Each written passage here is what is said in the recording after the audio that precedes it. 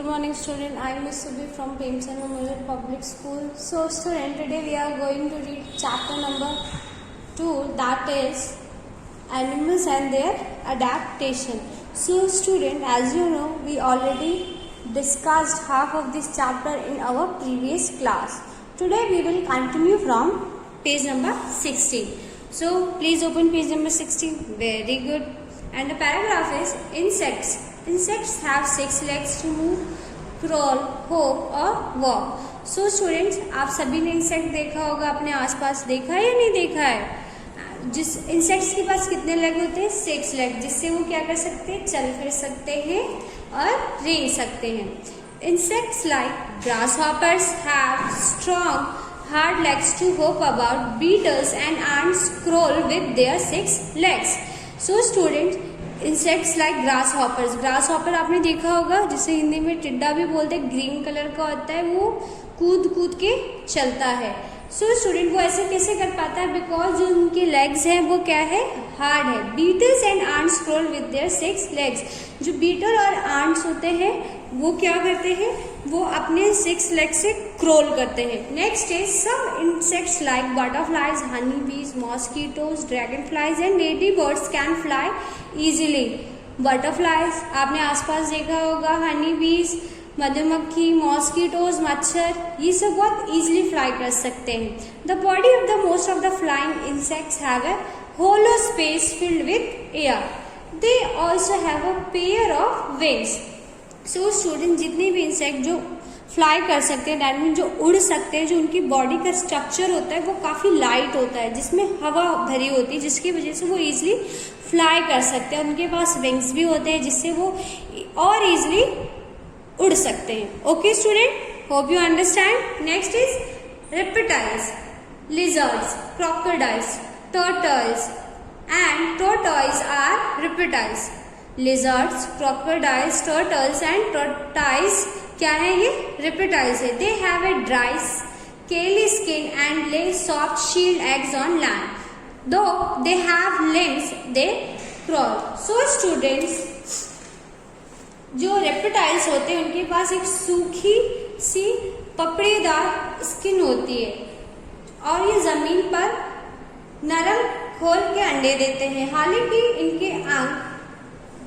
हालांकि जो उनके अंग होते हैं वो इजिली उनसे वो क्रोल कर सकते हैं.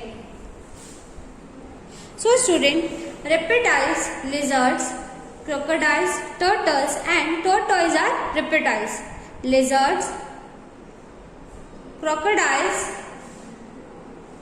and turtles and tortoise क्या है? सब reptiles हैं. They have a dry scaly skin and lay soft shelled eggs on land. Though they have limbs, they crawl. Students, इनकी जो स्किन की होती है ड्राई पपड़ी नुमा स्किन होती है, जिससे वो क्रोल करते हैं, दैट मीन्स वो रेंग के चलते हैं. Okay. Snakes are reptiles. They don't have legs. आपने स्नेक देखा होगा सबने. स्नेक के पास लेग होता है? यस और no?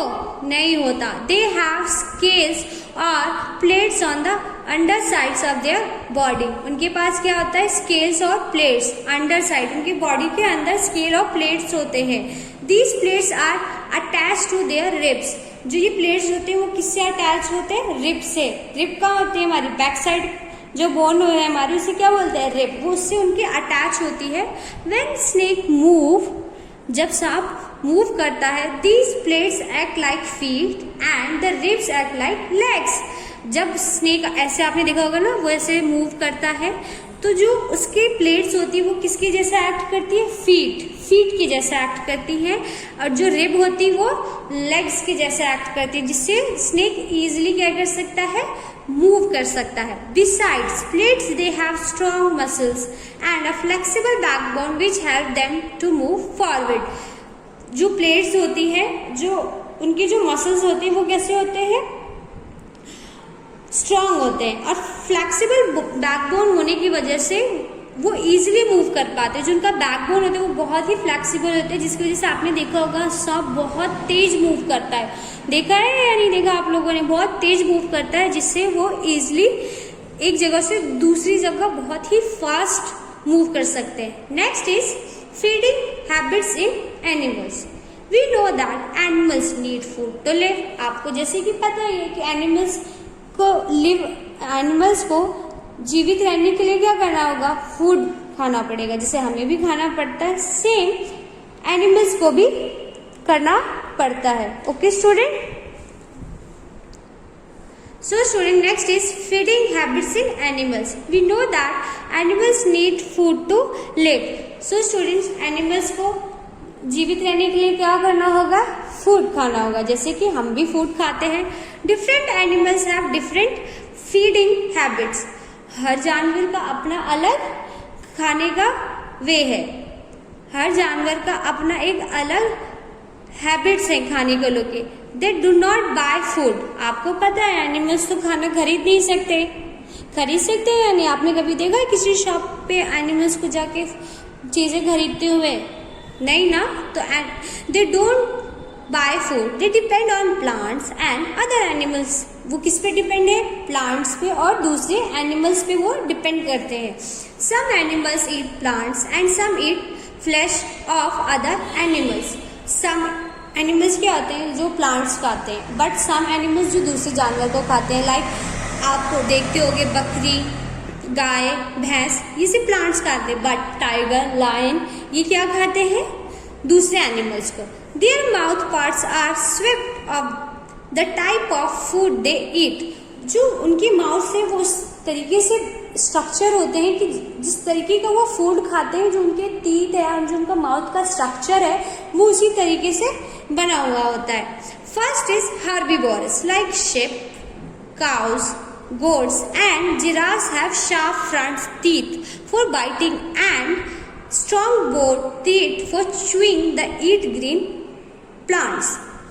Sheep, cows and goats और जिराफ की जो फ्रंट की टीथ होते हैं वो बाइटिंग एंड बड़े स्ट्रॉन्ग एंड ब्रॉड टीथ होते हैं, जिससे वो इजिली च्यू मतलब क्या होता है, किसी भी चीज को चबा के खाना इजिली चबा सकते हैं। Okay, they eat green plants. Herbivorous कौन से होते हैं? जो only eat green plants. Okay student, carnivorous like the lion, tiger and cat have very sharp pointed and curved front teeth to chew the flesh and the bones.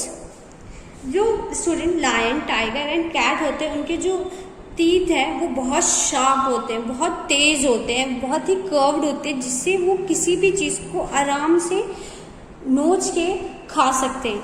They feed on the flash of the other animals. Flesh eating. So student, ये दूसरे animals के जो वो ये दूसरे animals को खाते हैं। ओके स्टूडेंट, आपने देखा होगा टाइगर, लायन दूसरे एनिमल्स का शिकार करते हैं एंड देन उसको वो खाते हैं। Birds like eagles, kites and vultures have strong, sharp and hooked beaks and claws to catch their prey and the tear flesh. So students, some birds, आपने बर्ड देखे होंगे ना, उनकी जो चोंच होती है वो बड़ी तीखी और नुकीली होती है, जिससे वो अपने शिकार को इजीली ग्रैब कर सकते हैं और उसे इजीली खा सकते हैं। Third one is omnivorous, eat both plant and flesh of other animals. omnivorous कौन से होते हैं? जो प्लांट एंड एनिमल्स दोनों खाते हैं। hens are omnivorous, hens मतलब मुर्गियां भी omnivorous है। They eat seeds as well as worms. वो सीड्स भी खाते हैं एंड worms जो छोटे छोटे कीड़े होते हैं उन्हें भी वो खाते हैं। Human beings are also omnivorous, although some people do not eat meat. Humans में भी कुछ वेजिटेरियन एंड नॉन वेजिटेरियन होते हैं, बट जो दोनों खाते हैं, ऐसे भी ह्यूमंस होते हैं जो दोनों खाते हैं। Although the some people do not eat meat. अब जो बहुत सारे पीपल होते हैं जो आपने देखा होगा, कुछ वेजिटेरियन होते हैं, कुछ नॉन वेजिटेरियन होते हैं, जो कुछ दोनों खाते हैं। Next is rodents like rabbits, mice and squirrels have small and sharp front teeth. They grow seeds and fruits. So student, rabbit, mice and squirrels आपने देखा ही होगा। खरगोश, चूहे, गिलहरियां, उनकी टीथ बहुत छोटे छोटे होते हैं, बहुत स्मॉल होते हैं, जिससे वो किसी भी चीज को इजिली छील कर उसको खा सकते हैं।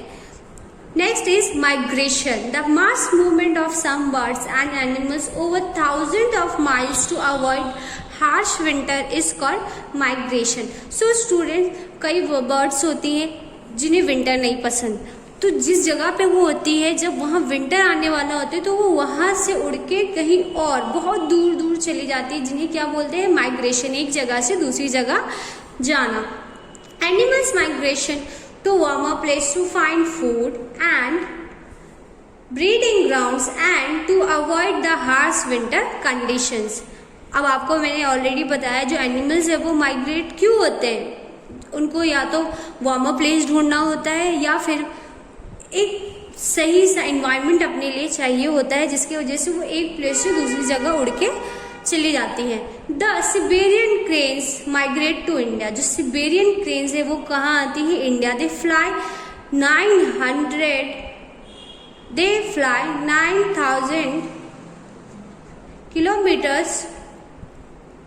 They fly 9,000 kilometers to India in winter and fly back to Siberia when summer starts. 9,000 kilometre वो फ्लाई करके इंडिया आती हैं और फिर जब वहाँ समर स्टार्ट होता है सिबेरिया में, देन वो वहाँ वापस चली जाती हैं। Monarchs, butterflies fly all the way from Canada to a warmer Mexico in winter.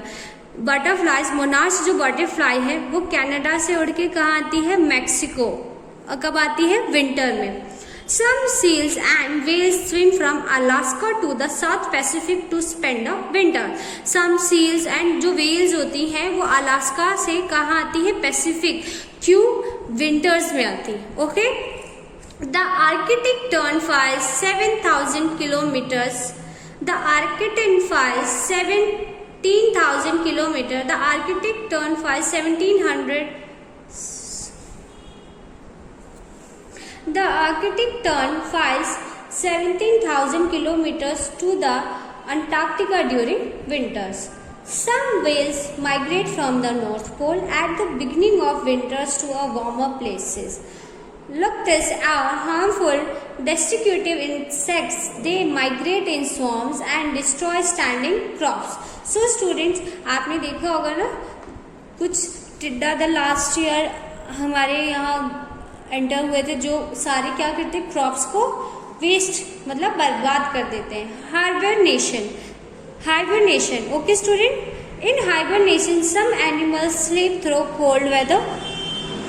This sleep is not like normal sleep where loud noise can wake you up.